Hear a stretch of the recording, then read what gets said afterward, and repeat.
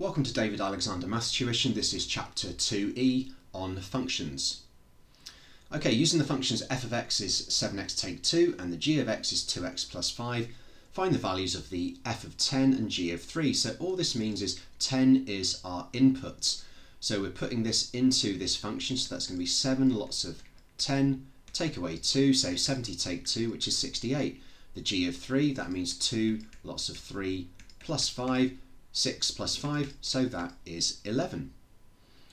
Okay, here's a harder example. The function of function f of x is defined by f of x is x squared minus x minus 12. Given that the f of k is 8, find two possible values for k. So that means we're putting k into the function, so that means k will be squared, and then we'll subtract k and we'll take away 12. We're not putting 8 into the function, this equals 8, so k squared minus k minus 12 equals 8. So we've got a quadratic equation that equals 8, so if I subtract 8 from both sides it will then equal 0, and I can hopefully factorise and solve it. Factors of negative 20 that add up to negative 1 are, it's not nx, it's a k, so let's try that again. So that's going to be k take away 5, k plus 4 equals 0. Let's just double check. Minus 5 plus 4 is minus 1. Minus 5 times positive 4 is negative 20. Good. So our solutions, or the two possible values for k, are positive 5 and negative 4. Find all the roots of the following functions. Well, roots is where the function equals 0. So 3x take away 10 equals 0. That means 3x must equal positive 10. So x is 10 over 3. So 10 thirds is the root of the function. Here we can, we just need to make it equal 0. So x squared plus 12x plus 27 equals 0. So that will be x plus 9x plus 3 equals 0. So the roots are negative 9 and negative 3. X squared minus 49, we need to make it equal 0. So that's going to be x plus 7 x minus 7 equals 0, so therefore the roots are negative 7 and positive 7.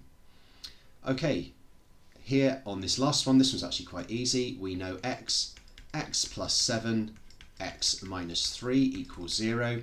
So from the x minus 3 we get the root of positive 3. From x plus 7 we get the root of negative 7, and from this floating x that is a root of 0.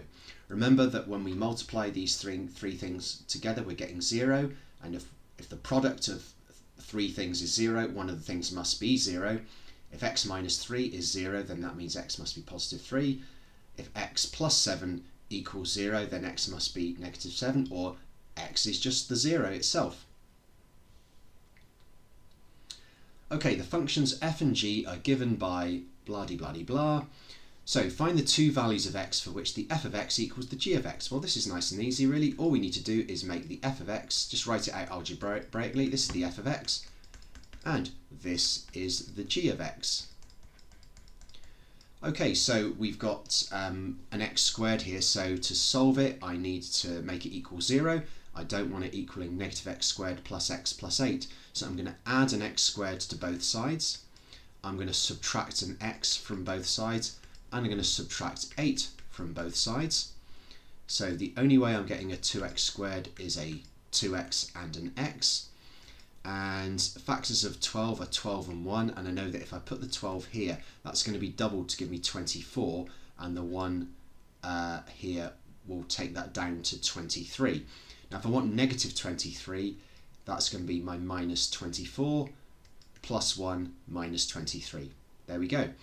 So 2x plus 1, x minus 12 is 0, so the two values are x is positive 12 and x is minus 1/2. The function f is defined as x squared minus 2x plus 8. Okay, so what we are going to do is, this is asking us to complete the square. So that is going to be x minus 1 all squared minus 1 plus 8. So x minus 1 squared plus 7. Okay, so that is in the form of x plus a squared plus b, where a is -1. Even though it says plus a, quite often it could be negative, so don't worry about that. And b is +7. So why is this function greater than 0 for all values of x? Okay, well, let's think about the turning point. The turning point would be +1, +7. So if I were to do a sketch, we know that a quadratic is a U-shaped curve, and if it turns around at 1, 7, so let's say, well, this is 1, this is 7. There we go, fairly poor drawing really. The function of x is always greater than 0 because it's got a minimum value of 7, because it turns around at 1, 7. Okay, so that is why, well, that is the minimum value of the function. The minimum value of the function is this here. Okay, so that is the minimum value of the function of x, is the minimum y value. Find all roots of the following functions. Okay, so we know that the roots is when the function equals 0, so that's x to the 4 minus 13x squared plus 36 equals 0. Now this is a disguised quadratic, so this will factorise to an x squared plus or minus something and another x squared plus or minus something. X squared times x squared gives me the x to the power of 4. I'm looking for factors of 36 that will give me 13.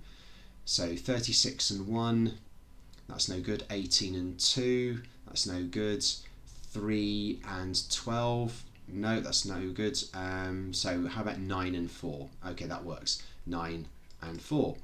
And because it's plus 36, the signs must be the same. The only way to get minus 13 is to do minus 9x squared in the inside and minus 4x squared on the outside. So what this means is that x squared minus 9 equals 0, in which case x squared is 9, and from this bracket x squared is positive 4, so therefore x is plus or minus 3 and x is plus or minus 2. So there are well, 4 roots: plus or minus, plus 3, minus 3, plus 2 and minus 2. Okay, so the hard thing with this one is recognising that this is a disguised quadratic. Because this is half of this, well, it's not half of it, well, because 2 is half of 4, well, that's how I see it anyway. So here's another example. X to the 6 plus 28x cubed plus 27, another disguised quadratic, so that's x cubed and an x cubed. That will give me the x to the 6 and will also give me a certain number of x cubeds.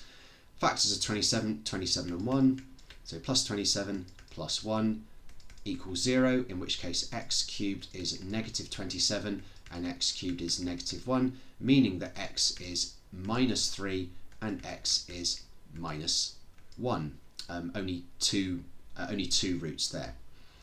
Okay, so for this last one, again, this is a bit of a problematic one. So remember, this is x to the power of 1. Let me just write this out again. So this is x to the power of 1 plus 8 root x. That is x to the power of 1/2 plus 15. So again, because this power is half of this one, this one can be written as x to the 1/2 and another x to the half.